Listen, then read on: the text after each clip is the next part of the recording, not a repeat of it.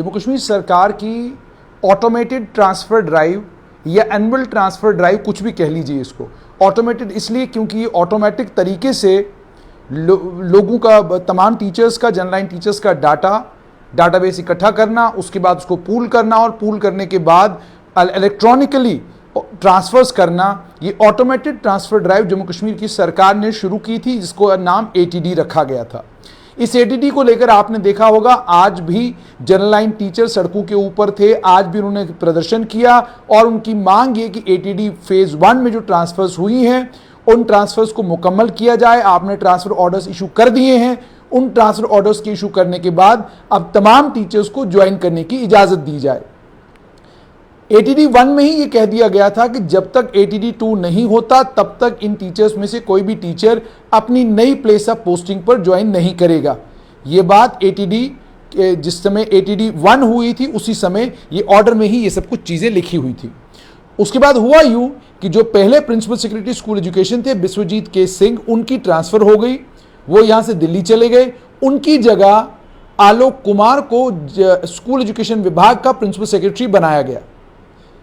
आलोक कुमार के principal secretary बनने के बाद पारिवारिक कुछ कारणों से वो अपने पारिवारिक कारणों की वजह से वो स्कूल एजुकेशन विभाग में जो जिस तेज़ी के साथ काम होना चाहिए था उस तेज़ी के साथ शुरुआत में काम नहीं हो पाया। उसके बाद जब उन्होंने इस विभाग का चार्ज संभाला, चार्ज संभालने के फौरन बाद उन्होंने ATD को लेकर तमाम जानकारी अपने विभाग से मांगी।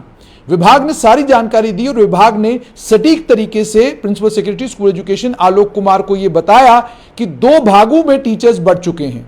एक वो टीचर्स हैं जो ये कह रहे हैं कि ATD जो है बिल्कुल सही है, इसके अंदर कोई लूप होल्स नहीं है, कोई कमी नहीं है और पहली बार उनके मुताबिक एक ट्रांसफ़र ड्राइव हुई है जो ट्रांसफ़र ड्राइव साफ सुथरी है, जिसमें कोई करप्शन नहीं हुआ, जिसमें किसी भी तरीके जिसमें कोई करप्शन नहीं हुआ, बिना करप्शन के एक ट्रांसफ़र ड्राइव हुई है और इस ट्रांसफ़र ड्राइव को कामयाब ट्रांसफ़र ड्राइव वो लोग कह रहे हैं। दूसरा भाग उन टीचर्स का है जिनका ये मानना है कि ATD में बहुत सारे टीचर्स ऐसे हैं जिनकी ट्रांसफ़र 0 किलोमीटर पर हुई हैं। बहुत सारे ऐसे लोग हैं जिनको स्कूलों से उठा तो लिया गया है लेकिन उनकी जगह रिप्लेसमेंट स्कूल में भेजी नहीं गई है। और तीसरा उनका यह कहना है कि अगर ATD 1 को मुकम्मल कर दिया जाता है और ट्रांसफ़र ऑर्डर्स इशू किए जाते हैं तो बहुत सारे स्कूल हैं जो मुकम्मल तौर पर खाली हो जाएंगे, उन स्कूलों में टीचर अध्यापक पढ़ाने के लिए नहीं मिलेगा। प्रिंसिपल सेक्रेटरी स्कूल एजुकेशन को जब ये पता चला कि ये 2 वर्ग हैं टीचरों के, एक वर्ग वो जो आज भी आपको प्रेस क्लब में नजर आया, जो वर्ग आज भी क्या कहते हैं प्रोटेस्ट कर रहा है और जो ये कह रहा है कि पहली बार ATD ड्राइव जो है बिल्कुल साफ सुथरी हुई है। इसमें पहली बार बहुत बड़ी तादाद में वो टीचर्स जो सालों से पेरिफ्रीज में थे या अपने घर से बहुत दूर थे, पहली बार वो तमाम टीचर्स जो अपने घरों के पास आए हैं या पहली बार वो ऐसी जगहों पर आए हैं जो पोस्टिंग वो लंबे वक्त से चाहते थे कि उनकी भी होनी चाहिए। दूसरी तरफ वो टीचर हैं जिनका ये मानना है कि इस ATD ड्राइव में बहुत बड़ी तादाद उन टीचर्स की है जो टीचर 0 किलोमीटर पर ट्रांसफ़र कर दिए गए हैं। बहुत सारे टीचर ऐसे हैं जो एक ही स्कूल में अध्यापक ज़्यादा हैं और पढ़ने वाले स्टूडेंट, माफ़ कीजिएगा, एक ही स्कूल में अध्यापक जो हैं यानी स्टूडेंट्स जो हैं वो कम हैं और टीचर्स जो हैं, पढ़ाने वाले टीचर्स जो हैं वो ज़्यादा हैं। ये चीज़ भी कही जा रही है। उसके बाद इन दोनों वर्गों के बीच में अब जाहिर सी बात है जब 2 वर्गों में ये बढ़ गया, प्रिंसिपल सेक्रेटरी स्कूल एजुकेशन के समक्ष सूत्रों के अनुसार ये सारी जानकारी जब उनको मिली, सारी जानकारी मिलने के बाद सूत्रों के अनुसार उन्होंने ये तय किया है कि एनुअल ट्रांसफ़र ड्राइव या ऑटोमेटिक ट्रांसफ़र ड्राइव तो होगी, इसे हम कंटिन्यू करेंगे, लेकिन इसके अंदर जो लूप होल्स हैं, जो कमियां हैं, जो कमजोरियां हैं, उन्हें निकाला जाएगा। इस पूरी ATD को अंडरस्टैंड पहले किया जाएगा। अंडरस्टैंड करने के बाद जो इसके अंदर लूप होल्स हैं, जिन लूप होल्स का फायदा लोग उठा सकते हैं, उन लूप होल्स को रिमूव किया जाए। उन लूप होल्स को रिमूव करने के बाद ही ATD को कंटिन्यू किया जाएगा, जो जानकारी मेरे पास है। उसके बाद मैंने principal secretary school education Alok Kumar से बात की। उनसे जब मैंने ये सवाल पूछा तो उन्होंने कहा कि ATD 1 हुई है, मुझे उसकी जानकारी पूरी है, लेकिन मेरे दफ्तर में तांता बंधा रहता है टीचर्स का, लेक्चरर्स का, लोग आते रहते हैं, मिलने मिलाने वालों से मुझे फुर्सत नहीं मिलती। इस विभाग में ज्यादातर लोग कोशिश ये करते हैं कि सिविल सचिवालय पहुंचे और सिविल सचिवालय पहुंचकर अपनी फरियाद जो है वो प्रिंसिपल सेक्रेटरी के सामने रखें। ज्यादा लोगों की कोशिश यही रहती है। मैं सब लोगों की बात भी सुनता हूं। उसके बाद उन्होंने कहा कि जहां तक एटीडी का ताल्लुक है, कोई भी राजनीतिक दबाव मेरे ऊपर काम नहीं करेगा। किसी भी तरह का और कोई दबाव अगर मेरे ऊपर डालने की कोशिश की गई वो भी काम नहीं करेगा। मेरे काम करने का अपना तरीका है। मैं पहले एटीडी 1 जो फेज 1 हुआ है, उस फेज 1 में जो शिकायतें मेरे पास आई हैं उन शिकायतों को देखूंगा, उन शिकायतों को सुनूंगा, उन शिकायतों को रिजॉल्व करने की कोशिश करूंगा और उसके बाद ही जाकर इसमें आगे में बढ़ूंगा। लेकिन कोई मुझे ये कहेगा कि आनंद फानन में फौरन ये सारे का सारा प्रोसेस शॉर्ट सर्किट करके कर दिया जाए, ये करना संभव नहीं है, क्योंकि ये बहुत बड़ी ट्रांसफर ड्राइव है और हम नहीं चाहते कि इस बहुत बड़ी ट्रांसफर ड्राइव के बाद स्कूल कहीं खाले मिले, उसके बाद स्कूलों के बच्चे सड़कों के ऊपर धरने देना शुरू करें, प्रदर्शन करना शुरू करें। मगर एक बात उन्होंने साफ तौर पर कही कि जहां तक एटीडी का ताल्लुक है, हम इसे कंटिन्यू करेंगे, इसे डिसकंटिन्यू नहीं किया जाएगा। लेकिन जैसे सिस्टम के अंदर जब कोई बदलाव आप लाते हैं, उस बदलाव के जहां बहुत सारे फायदे भी होते हैं, वहीं उस बदलाव में कुछ कमियां और कुछ कमजोरियां भी होती हैं। उन कमियों और कमजोरियों को दूर करना बहुत ज्यादा जरूरी है, ताकि इस तरह के हालात दोबारा न बने जो इस वक्त हालात बने हैं। उन्होंने कहा कि मुझे इस चीज का पूरा इल्म है कि इस समय बहुत सारे टीचर्स हैं जो प्रदर्शन कर रहे हैं, जो धरने दे रहे हैं और जो ये मांग कर रहे हैं कि एटीडी 1 में जो उनके ट्रांसफर ऑर्डर्स इशू किए गए हैं उनको जल्द से जल्द इंप्लीमेंट ग्राउंड पर किया जाए। उन्होंने कहा हमें भी इंप्लीमेंटेशन की जल्दी है, जितनी जल्दी इंप्लीमेंटेशन होगी उतना बच्चों के लिए और इन टीचर्स के लिए भी अच्छा है। लेकिन इंप्लीमेंटेशन से पहले अगर शिकायतें मेरे पास आई हैं, उन शिकायतों का निपटारा करना, उन शिकायतों को एड्रेस करना भी बहुत ज्यादा जरूरी है। उन्हें एड्रेस किए बगैर हम आगे अगर बढ़ेंगे तो बहुत सारे मामले कोर्ट पहुंच जाएंगे, बहुत सारे और मामले कहीं और पहुंच जाएंगे। नतीजा ये निकलेगा कि जो प्रोसेस जम्मू कश्मीर की एजुकेशन विभाग में करप्शन को खत्म करने के लिए शुरू किया गया था, वो प्रोसेस फ्लॉड हो जाएगा। उस प्रोसेस के अंदर कमियां कमजोरियां आ जाएंगी। नतीजा ये निकलेगा कि विभाग जो है उसकी वजह से कमजोर हो जाएगा। तो उन्होंने एक बात तो साफ की कि एटीडी को डिसकंटिन्यू करने का कोई इरादा स्कूल एजुकेशन विभाग का नहीं है।